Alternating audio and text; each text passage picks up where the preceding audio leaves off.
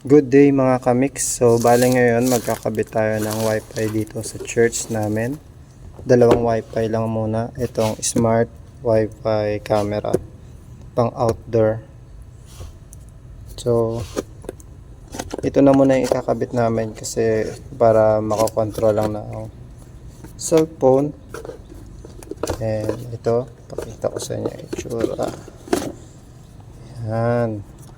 So dual cam siya, merong naka-steady at merong umiikot. Kakabit namin ito sa labas and may isa pa dito. So itong isa ay para dito sa loob, para kahit walang tao makikita namin doon. And meron din kaming power station, kaso nga lang iba yung yung connection kasi bilog to. Tapos ang charger naman ito is ang power niya is type C. So bibili tayo ng connections para dito. So yan lang muna ngayon mga kamix. So itong power station natin, yan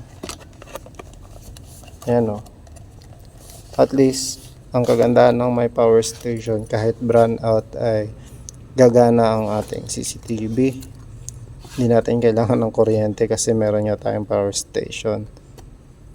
So yun lang.